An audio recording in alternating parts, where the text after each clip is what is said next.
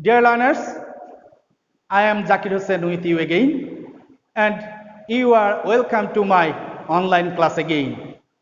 And you know, this class is powered by St. Joseph School and College.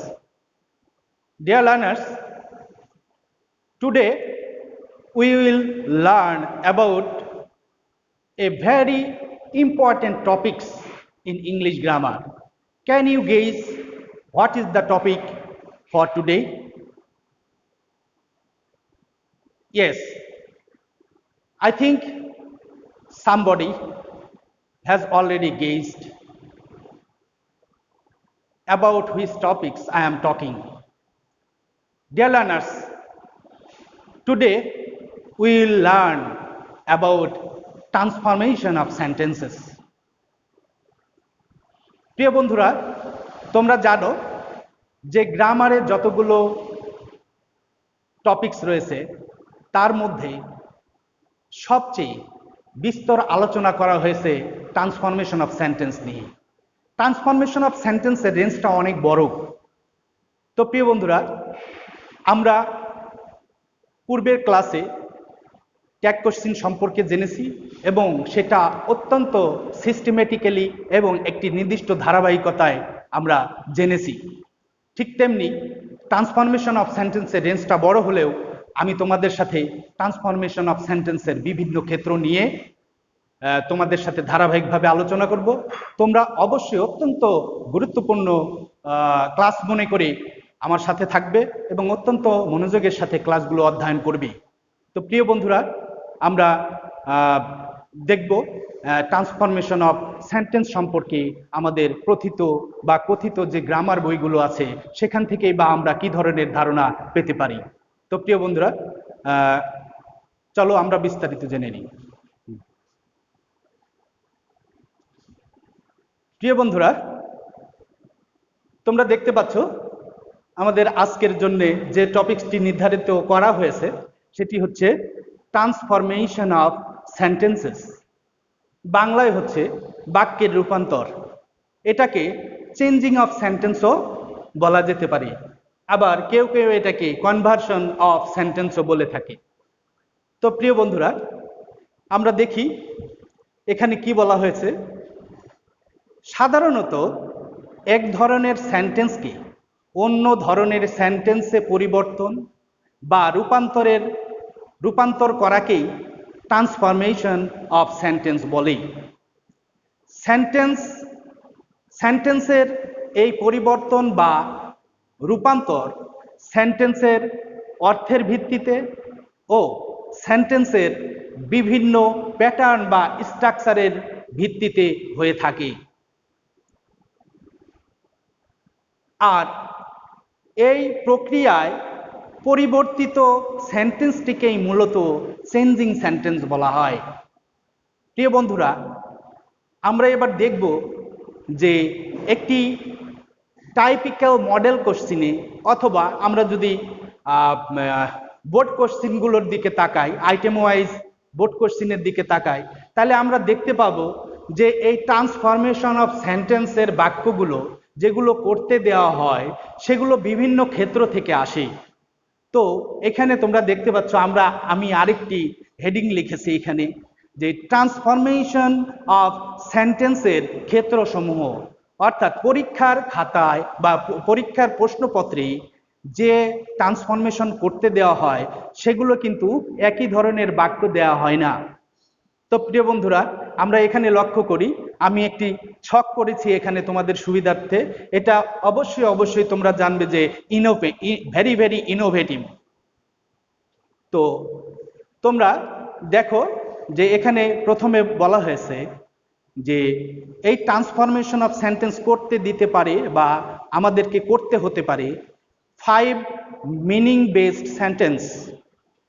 5 প্রকার যে অর্থপূর্ণ বাক্য রয়েছে, অর্থের দিক থেকে যে 5 প্রকার বাক্য রয়েছে, সেন্টেন্স রয়েছে, সেই সেন্টেন্সগুলো হচ্ছে অ্যাসার্টিভ, ইন্টারোগেটিভ, ইম্পারেটিভ, এক্সক্লেমেটরি এবং অপটেটিভ।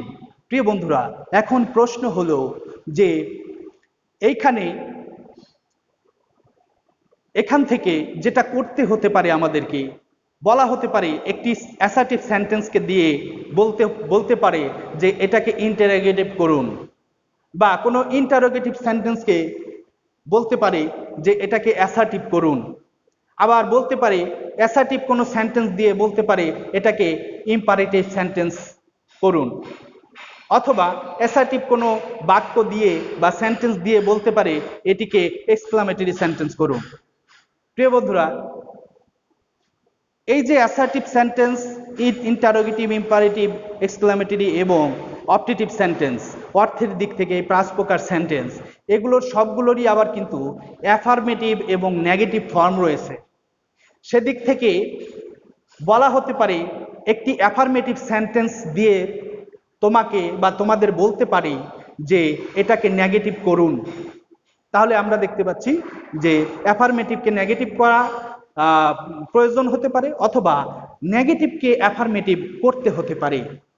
প্রিয় বন্ধুরা, তারপরে আমরা দেখতে পাচ্ছি যে স্ট্রাকচার বা সেন্টেন্স প্যাটার্ন যদি আমরা দেখি, তাহলে স্ট্রাকচারাল সেন্টেন্স বলে একটা ধারণা আমরা পাই। স্ট্রাকচারের দিক থেকে বা গঠন প্রণালী অনুসারে বাক্য কিন্তু 3 প্রকার আমরা জানি, সেটা হচ্ছে সিম্পল, কমপ্লেক্স অ্যান্ড কম্পাউন্ড। তো প্রিয় বন্ধুরা, এখানেও বলা হতে পারে যে একটি সিম্পল সেন্টেন্স দিয়ে বলা হতে পারে যে এটাকে কমপ্লেক্স করুন, অথবা কোনো কমপ্লেক্স সেন্টেন্স দিয়ে আবার বলতে পারে যে এটাকে কম্পাউন্ড করুন। আবার বলতে পারে কোনো কম্পাউন্ড দিয়ে বলতে পারে কমপ্লেক্স করুন, কমপ্লেক্সকে সিম্পল করুন, এরকম বলতে পারে। তো প্রিয় বন্ধুরা, আর কিসের ভিত্তিতে আমাদের ট্রান্সফরমেশন অফ সেন্টেন্স করতে হতে পারে? সেটা হচ্ছে তোমরা জানো যে ভয়েস চেঞ্জ। ভয়েস থেকেও অ্যাক্টিভ একটি ভয়েসকে নিয়ে তোমাকে প্যাসিভ করতে হতে পারে, এবং প্যাসিভ একটি বাক্যকে নিয়ে তোমাকে অ্যাক্টিভ করতে বলা হতে পারে। তো প্রিয় বন্ধুরা, আরেকটি বিষয় যেখান থেকে আমাদের ট্রান্সফরমেশন অফ সেন্টেন্স করতে হয় সেটি হচ্ছে degree of adjective. When we compare the adjectives of the quality of a thing or a person, then we call this term the degree of adjectives in comparison. অর্থাৎ যখন আমরা কোনো ব্যক্তি বা বস্তুর দোষ গুণের তারতম্য বোঝাতে অ্যাডজেক্টিভের বিভিন্ন মাত্রা ইউজ করি, সেই মাত্রা ভেদে অ্যাডজেক্টিভের কয়েকটি ফর্ম রয়েছে। সেটা হচ্ছে পজিটিভ ফর্ম বা পজিটিভ ডিগ্রি, কম্পারেটিভ ফর্ম বা কম্পারেটিভ ডিগ্রি, সুপারলেটিভ ফর্ম বা সুপারলেটিভ ডিগ্রি। তো প্রিয় বন্ধুরা, এখানে পজিটিভ একটি বাক্য নিয়ে বলা হতে পারে এটাকে কম্পারেটিভ করুন, আবার কম্পারেটিভ একটি বাক্যকে নিয়ে বলা হতে পারে যে এটিকে সুপারলেটিভ করুন। তো প্রিয় বন্ধুরা, আমরা এ সম্পর্কে আরো একটু দেখে নিই যে টাইপিক্যাল একটি মডেল কোশ্চিনে আমরা আসলে এখানে যা বলেছি যে ডিভাইডেশনটা টেনেছি যে এই ক্ষেত্র থেকে আমাদের ট্রান্সফরমেশন অফ সেন্টেন্স করতে দেওয়া হয়, সেটার সত্যতা আমরা যাচাই করব একটি বোর্ড কোশ্চেন দেখে। ডিয়ার লার্নার্স, তোমরা এখানে দেখতে পাচ্ছ যে এখানে একটি টিপিক্যাল মডেল কোশ্চেন নেওয়া হয়েছে, এবং সেটি হচ্ছে ঢাকা বোর্ড 2020। অর্থাৎ 2020 সালে কিন্তু ঢাকা বোর্ডে যে কোশ্চেনটি আসছে সেখান থেকে আমরা কিন্তু দেখতে পাচ্ছি যে বিভিন্ন ক্ষেত্র থেকে যে ক্ষেত্র থেকে আমাদের ট্রান্সফরমেশন অফ সেন্টেন্স করতে দেওয়া হয় সেটা মিল আছে কিনা সেটা সত্যতা যাচাইয়ের জন্য আমি এটা তোমাদের জন্য তুলে ধরেছি। যে দেখো, ঢাকা বোর্ডে 2020-এর কোশ্চেনটি যদি তোমরা দেখো তাহলে দেখবে যে এখানে একটা কম্পাউন্ড সেন্টেন্স করতে বলা হয়েছে। তো প্রিয় বন্ধুরা দেখো, তাহলে এই বাক্যের প্যাটার্ন অনুযায়ী এই বাক্যটি once upon a time there was a little girl named Tarin. অর্থাৎ এই সেন্টেন্সের প্যাটার্ন অনুযায়ী এই সেন্টেন্সটি হচ্ছে একটি সিম্পল সেন্টেন্স, অর্থাৎ এই সিম্পল সেন্টেন্সটিকে করতে বলা হয়েছে কম্পাউন্ড।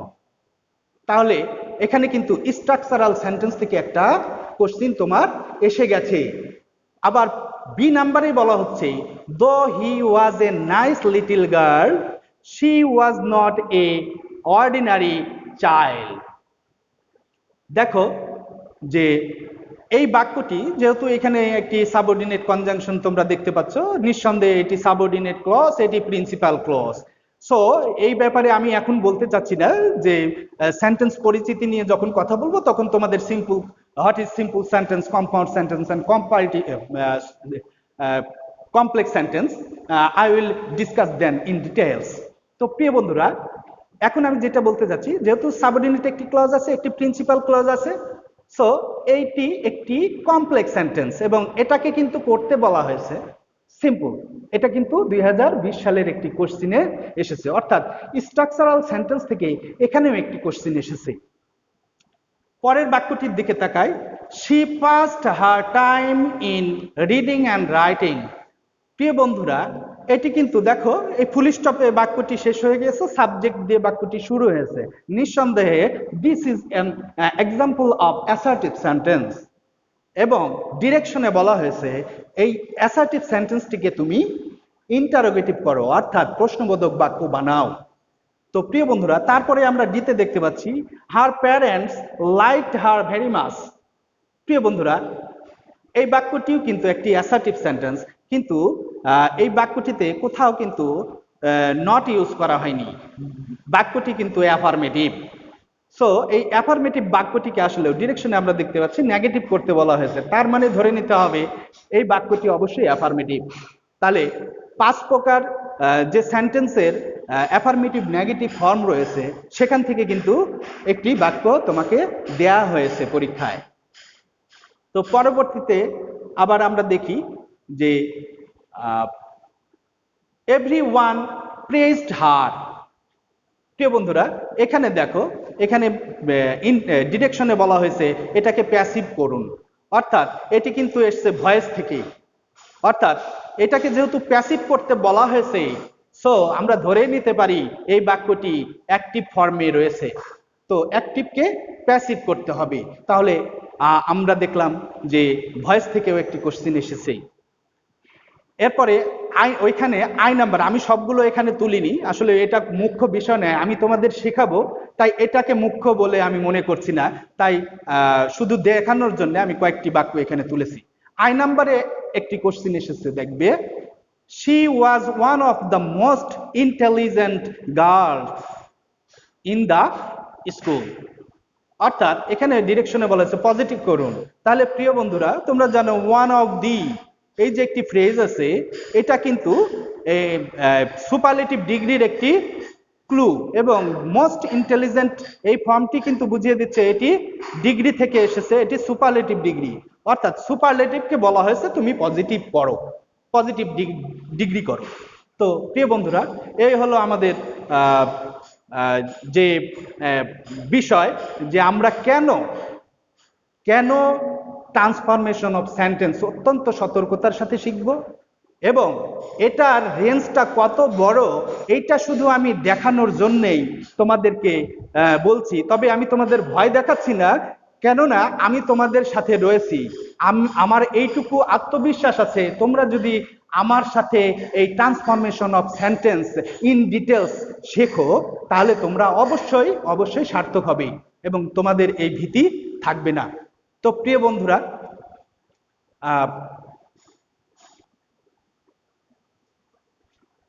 বন্ধুরা, আজকে এ পর্যন্তই।